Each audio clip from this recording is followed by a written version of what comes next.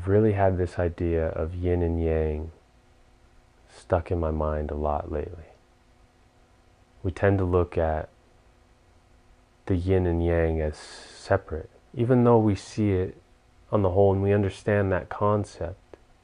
We see men as masculine and women as feminine. But we forget that within each of them is the opposite. Women with their masculine polarity, men with their feminine. And within that, we flow. As we are able to experience the opposite of our being, men with their feminine, women with their masculine, able to explore that opposite, this brings new vitality when we come back to resting in our masculine or resting in our feminine.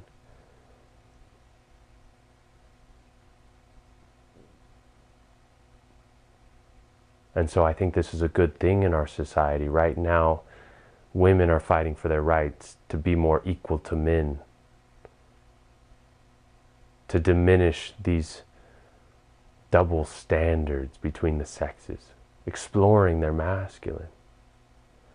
And men now being able to express and cry and open up and be authentic with what's inside.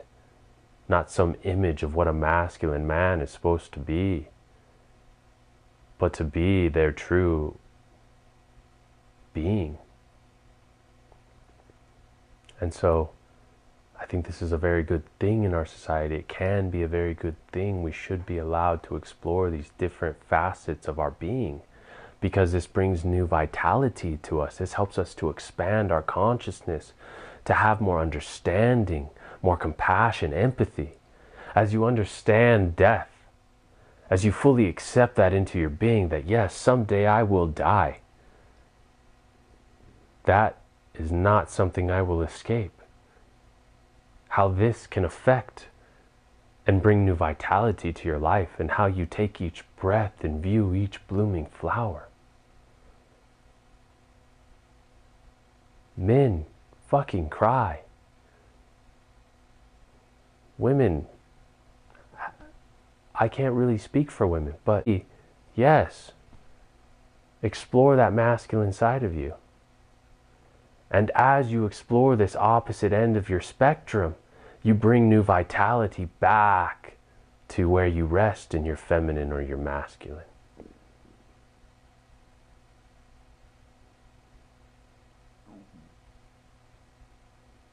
And to see this as a whole, to see this as the same thing, is sometimes a hard concept.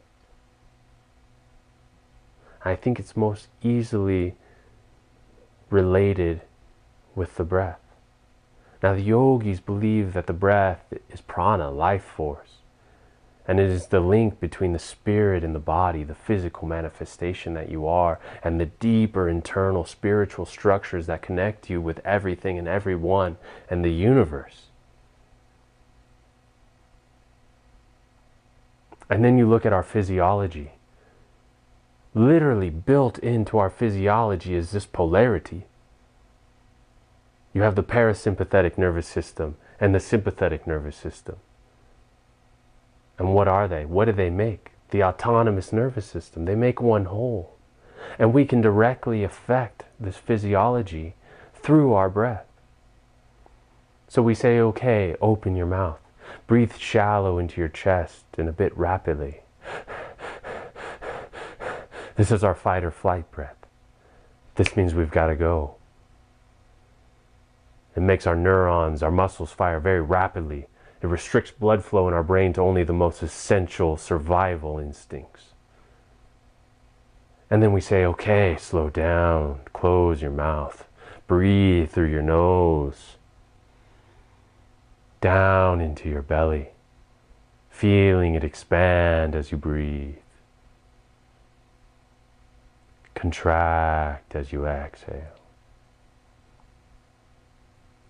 And we notice how this calms us. Immediately, the energy flows back into our limbs, into our brain. We can recover, we can heal. Excuse me, we are safe.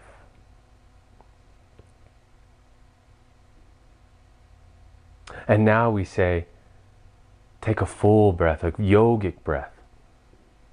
And so we close our mouth, we inhale through our nose, expanding our bellies, expanding our rib cage, our chest, up through our clavicle. And now we exhale through our nose, releasing our clavicles, our chest, rib cage, contracting our belly on the exhale. This is our full breath, stimulating the sympathetic and parasympathetic at the same time. And if we look at them each separately and we say, what if you could only breathe into your stomach for the rest of your life? You would never, if you were born and that was the only breath you ever knew, you would not know the vitality, the quickness, the alertness of breathing into your chest. And in the same stroke, you would not know the calm and the peace that breathing into your belly could bring.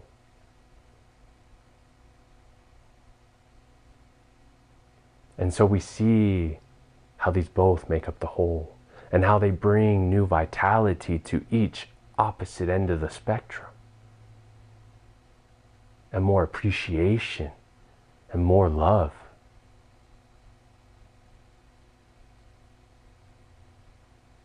And so keep exploring these opposites within the bounds of society, of course. Don't go and kill somebody so that you can understand the other end of that. But explore these concepts. This morning I cried on my mat. As I'm doing these videos, I've been more connected with the suffering going on in the world, and it just hit me. I was stretching and I needed to cry a bit, because it just like, I want to help. You know, I don't want to see my people, my loved ones, my brothers and sisters, all of you, suffer. And so, men, know that it's okay to cry. We all cry. It's okay to be authentic. It's okay to explore these polarities and understand in the end it makes you more whole, more full, more free.